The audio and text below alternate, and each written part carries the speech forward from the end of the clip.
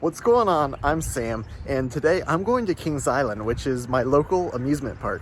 So their grand opening for this year is actually tomorrow, but today is their season pass preview day, which means all the season pass holders get in a day early, and it's kind of like a dress rehearsal for all their employees. I, like so many other people, absolutely love this park, so I can't wait to get there for the first day of the season. So I'm pulling in now. I am honestly way more excited than I should be for this.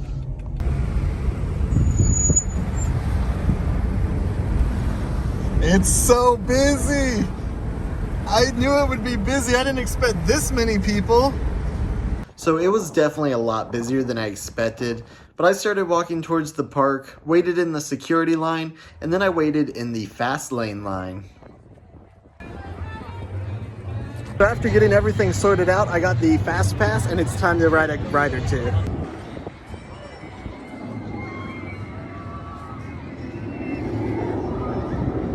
So the first ride I got on was Banshee. I really do like this ride, and with the fast pass, I was able to skip absolutely everyone and make this a walk-on. I felt a little bad about this, but at the same time, I did pay for the fast lane and they do offer it. So since I have it, I'm gonna use it. It looked like they had some problems with their pictures, which would be expected on opening day. I thought about riding the Bat, but really didn't want to wait in line. I can do that later on. Though it is a cool ride and I do really enjoy it.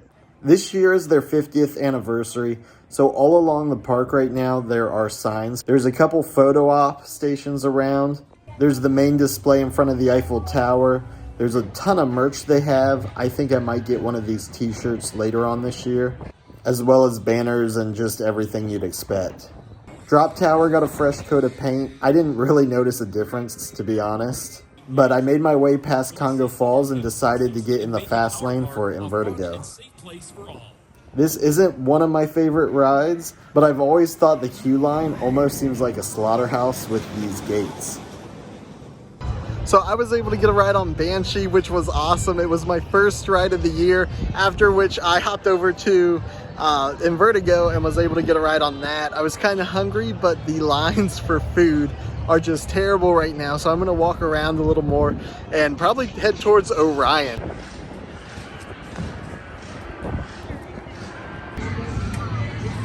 So it seems like not many people know this, but there's actually a lot of koi fish in this little lake.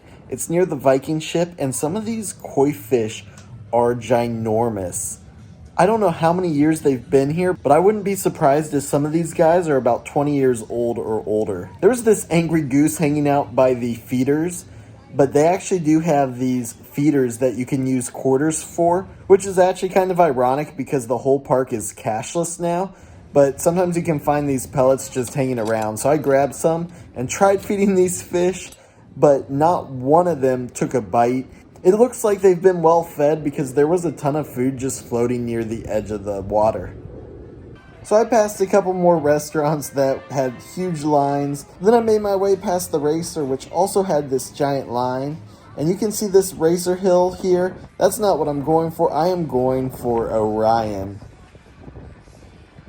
I made my way through Coney Mall and I noticed this game, which I don't think I've ever seen before, but it looks kind of interesting.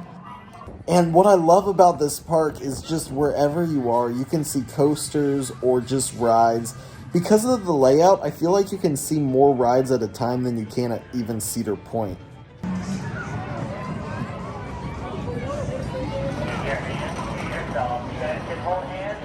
One thing I really like about Kings Island is their theming is really good.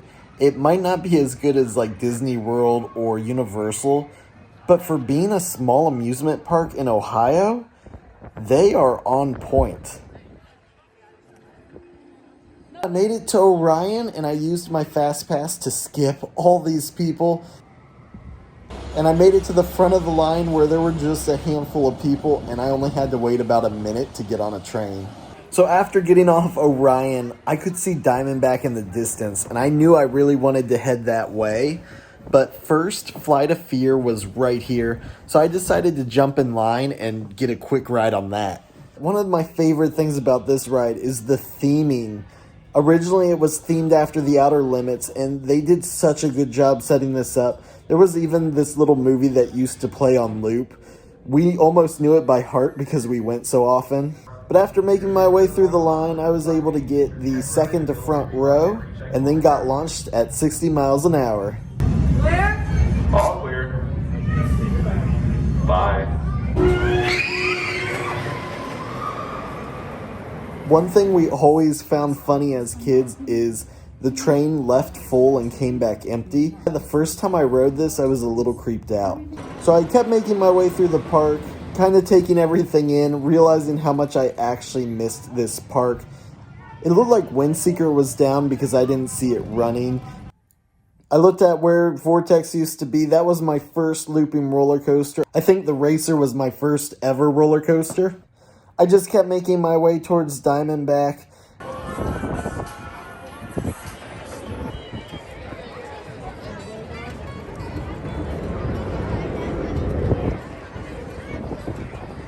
And while I was making my way there, I realized the Beast was right here. So I went to get in line for the Beast, and it looks like it's going to be closed until May. So that was a giant bummer, but I still have Diamondback to look forward to.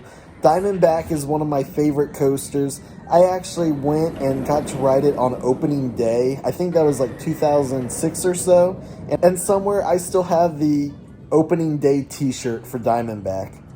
It looked like Whitewater Canyon's closed until it warms up. But as I passed it, I realized Mystic Timbers is right here. So I went to get in line for Mystic Timbers, and it looks like that was just shut down for technical difficulties too. So straight to Diamondback, and I could finally get my ride on probably my favorite ride of the park. So again, I skipped all the people with my Fast Pass, and I was able to get in line within a minute or two. So we are stuck on Diamondback because of technical difficulties. It's been like 10 minutes so far.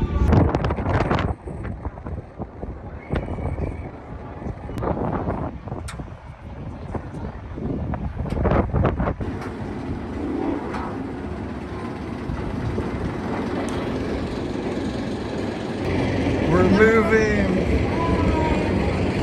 So the guys that I got stuck with were actually pretty cool and invited me to go with them to Banshee. These guys also had fast passes, so we all skipped the line and I got my second ride of the day on Banshee. This one's hard to rank for me. It's definitely in my top 3 or 4. Sometimes it feels like it's number 1 and other times it feels like it's number 3 or 4. All I know is Diamondback, Orion, Banshee, and Mystic Timbers are the best rides in the park. So we came to Flight of Fear, and apparently people are still stuck on that. They've been having so many problems with ride-ops today. So I went with my new park buddies, and we got in line for Orion. After that, we headed back to Flight of Fear, which just opened, and we got a quick ride in before heading to the Racer. It's pretty cool meeting fellow coaster enthusiasts at different parks. When I went to Universal for the first time last year, I even met some people from Indiana and Ohio, a few of which worked at Cedar Point. So we ended up riding both sides of the Racer, and I gotta say, after this retract, the first half seemed a lot smoother, but that last half was still really rough, and it looked great after the paint job. I gotta wonder though, how much paint this actually took, how many people, and how long, because there is a ton of stuff on this ride they had to paint. So I was having a good time with these guys. They all also had the meal plans. So we stopped at La Rosa's for a couple slices of pizza before making our way back to Mystic Timbers, which had just opened back up. So we got in line and were able to get a ride on it. I think this was the first time I actually rode Mystic Timbers in the daytime. And I gotta say, I really do prefer it at night. But right when we got off it, we headed straight back to Diamondback. And I got another ride in. I think Diamondback is my favorite coaster of the park. Orion had a lot of potential, but I don't think it quite made it to my number 1 spot. So after riding Diamondback, we headed back to the main drag. They had freshly repainted the Eiffel Tower for this year. Somehow I had it in my head that they were going to paint this gold for the 50-year anniversary, so I was a little disappointed that it wasn't gold, but it still looks really good. and you can see it from everywhere in the park, which is really cool. My phone ended up dying while I was taking B-roll, so I came back to the car for a few minutes to let this thing charge back up. I still have a little over an hour left, so here in a couple minutes I'll go back and enjoy the last hour before the park closes for the day. While I'm waiting for this phone to charge, I'm going to be playing Crash Bandicoot. This is a Retroid. It's really awesome. Peter ended up getting this for me for Christmas, and it's been a ton of fun playing through Crash again. So the park was only open from 12 to 7 today, so with just about an hour left, I made my way back into the park to get a couple more rides in before going home for the day. There was this angry goose attacking people. One lady said she almost got bit, so I made sure not to get too close to him. The Kings Island Theater says it's not going to be open until summertime. I haven't really seen shows for years, and I think this year would be a good time to go see a show. I decided to ride Delirium because I really do like that ride. It's surprisingly fun for what it is, and I usually do it as the first ride of the day for a warm-up, though today I kind of did things opposite. One of my favorite things about this ride is just the placard, because the name of this ride is Giant Frisbee. So I got a lot of B-roll for this video, and I probably ended up taking too much because I'm already into this edit like 2 or 3 hours, and I had honestly expected it to take like 30 minutes like most of my videos and uploading it the same day. But that's okay, I kind of learned my lesson, so when I go to Disney World and Universal, I'm not going to record quite this much. So after 3.5 hours of editing and 231 videos to go through, I am finally done with this edit. It was kind of cool seeing the slingshot because they actually took the ball off. I assume this is for winter, but I had never seen it in this state.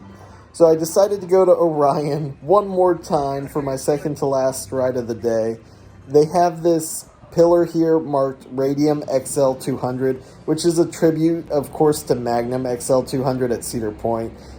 So this is pretty cool, and then they also have some hidden Easter eggs inside of this room, especially in the lockers. So this ride was another walk-on. I rode it one more time before having to decide what my last ride would be. So the guys I was hanging out with actually rode on the train ahead of me. I saw them walking away. I was about to go catch up with them, but I'm headed in the other direction. I'm pretty sure Windseeker was down all day because I had not seen that run at all. I rode this Shake, Rattle, and Roll for the first time last year, and it was a lot more fun than I expected, though the cars are a little tight. I didn't end up riding Adventure Express or the Italian Stunt Job, whatever they call that now. They're kind of fun, but today I just wanted to get some of my favorites back in. So the choice was Diamondback or Mystic Timbers. I decided to go with Diamondback. After this trip, I'm pretty sure it is my #1 spot here. So I got 7 minutes to get to Diamondback. All I gotta do is walk around this little lake thing, and I should make it really easily.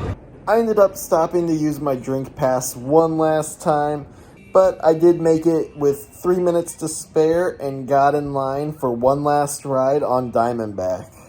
Again, I probably took way too much B-roll, but I really do like this park, and it's awesome to have footage like this. I watch a couple roller coaster channels. I'm not necessarily trying to be one, but I do want to document some of the trips I take, especially when I go to parks for the first time. I know that's not really my normal content, but I kind of plan on posting a lot of varied content this year. So if there's some things you like, let me know, because I'll still be posting videos about absolutely everything. So the park is now closed. I'm gonna head home. That was an awesome day. First day of 2022 for Kings Island. If my buddies want to come tomorrow, I might be back tomorrow, but we'll see what they say. It looks like they painted this thing over the winter too. It's looking really sharp. I just know it has Reptar. I forget what it's called now. Maybe Charlie Brown's something or other. Flying Ace aerial chase. Heck, I think they might have even painted the red on this. So usually this little coaster, I think you can only ride by yourself on some sort of coaster club day. But last year, I'm not ashamed to admit that my buddy brought his kids, and I was able to finally ride it for the first time with one of his kids. So that was kind of cool, but it is just a little baby coaster. But I did get my coaster credit, not that I'm keeping track. So again, that was super fun. I got to ride all the rides I wanted to and do everything I wanted to do. Griffin was really mad when I left him this morning. You're a good boy. I'm sorry, buddy. You're a good boy. So I got to get back and make sure he's not too mad at me. He's going to be really brokenhearted when I leave for Florida, and I wish I could take him with me. So I know this isn't my normal content, but thank you for watching this video, and I hope you enjoyed it. Let me know what you think in the comments, and I will see you in the next one. So I had to stop at this UDF on the way home because it's the only place I know of that actually has Dr. Pepper slushies. Oh, did you miss me? Hey, hold on. Don't rush me. Hold on, I'm coming to you. Oh my goodness. Easy. What are you barking at? What are you doing? I missed you too, buddy. I missed you too.